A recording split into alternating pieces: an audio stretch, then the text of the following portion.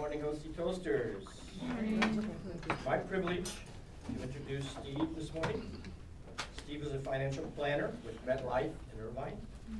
His premise is, in his business practice, is to get to know, educate, and jointly work with his clients to develop a comprehensive plan that will help them achieve their financial goals, protect what is most important to them, and reach and maintain financial independence. In working with clients, Steve tries to find out what really matters in their lives, who they want to take care of, and what kind of legacy they want to leave. Steve is doing project number 10. It's 10 minutes. And the goal is to inspire your audience with his speech, the bucket list. Steve.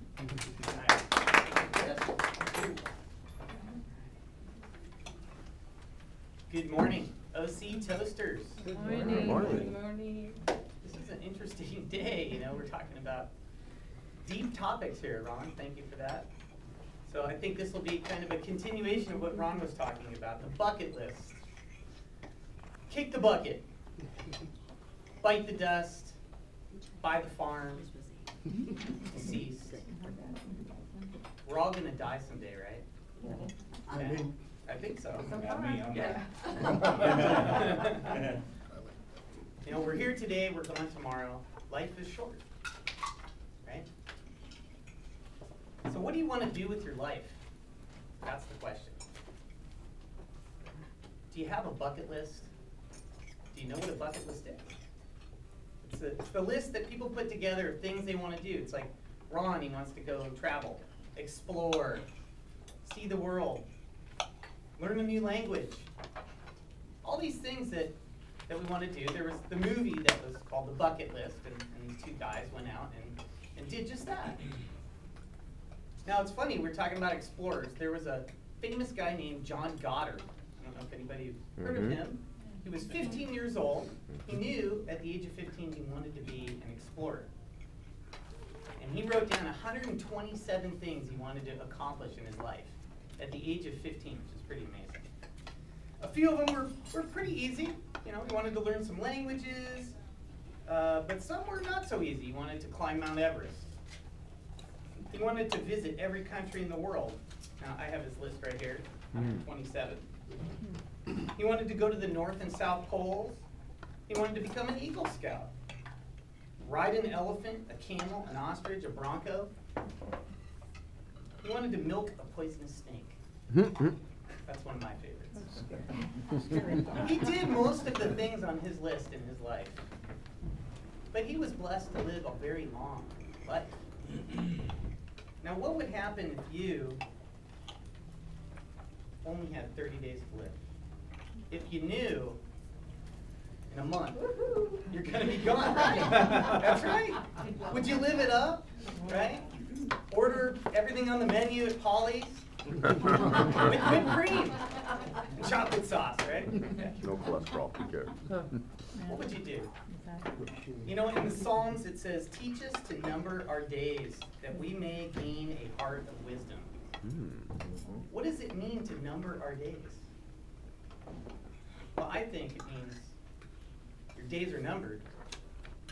I need to make your days count. Right? Every day, make your days count.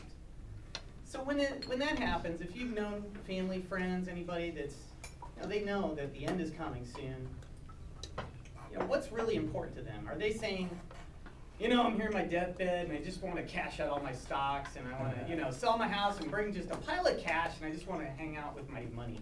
Is that what they do? No. Or bring me my sea-doos, my boat, you know, bring me my cars. I want my stuff. I just want to hang out with all my stuff. Not really.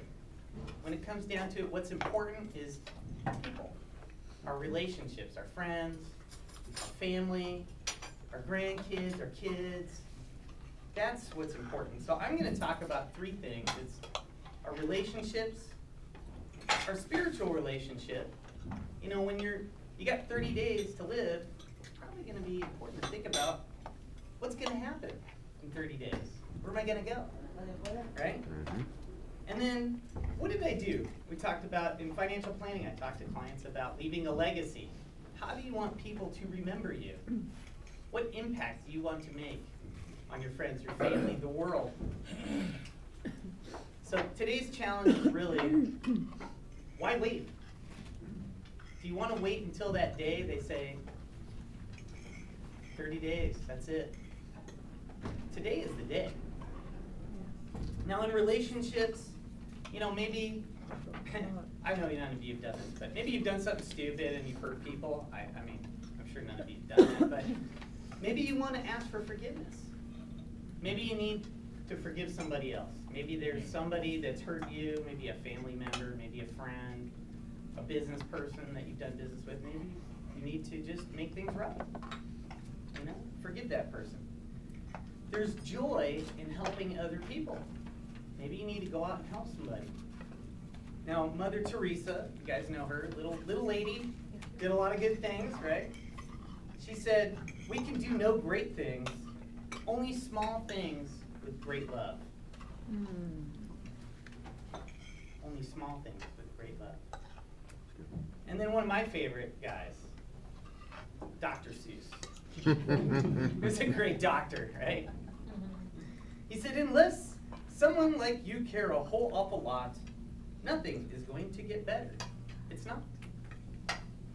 So again, it's not about what you know, what you have. It's about what you do. Showing that you care, helping other people. Now, if you only had 30 days to live, you'd be thinking a little bit about your spiritual life, your eternal things, right? Now, God did give Moses these tablets, right? I think the 10 suggestions, right? Oh, no, wait, commandments. They were commandments, right? They weren't suggestions. He said, love the Lord your God with all your heart, with all your soul, and with all your strength, and love your neighbor as yourself. So in the root of it all, it's about love, right? That's what counts. Again, if you have grudges, forgive. If you only had 30 days to live, these things are going to be really important. Your life is a mist. Get a relationship. Now the third thing is, God has given us all talents. He's given us gifts. He's given us skills. He's put people in our lives. Use those. Use those for good. That's what I'm here to do. I'm here to call you out to say, whatever you've been given, put that to use. And in the Greek, a talent was a weight measure of gold. Your talents are like gold. But you can use them for yourself in your own acquisitions, right? Did you ever see a hearse pulling a U-Haul? I don't think so. So if you spend your whole life acquiring and building and piling up stuff and buying cars and big houses and all these things, you know what? You don't get to take it with you. Use it to help others. Use your money, use your time, and use your skills. Now, giving a donation to a worthy cause is good, but it's easy to write a check. But how about getting out there and putting feet on it, right? Physically helping people. Now you're using your time. You got heart in it, right? You're in the game. Now you might say, I don't have any money. Times are tough, the economy's rough, I'm so busy, I got kids, I got, no time. Here's the good news, you always have something to give. You can give encouragement. You can lift somebody up when you're feeling down. Right? So we all have something that we can give to others, regardless of our circumstances. Well, in conclusion, going back to the movie, The Bucket List, if you haven't seen it, you've got to rent that movie. Great movie. They're sitting on top of these pyramids in Egypt, Jack Nicholson, right? Jack Nicholson, excuse Jack Nicholson, every guy. And Morgan Freeman. And Morgan says, you know, the Egyptians had a philosophy when you're dying, when you're gone, then you get asked 2 questions. Did you find joy in your life? Did you find joy in your life? And then, did you give joy to others? Did someone else get joy because of you?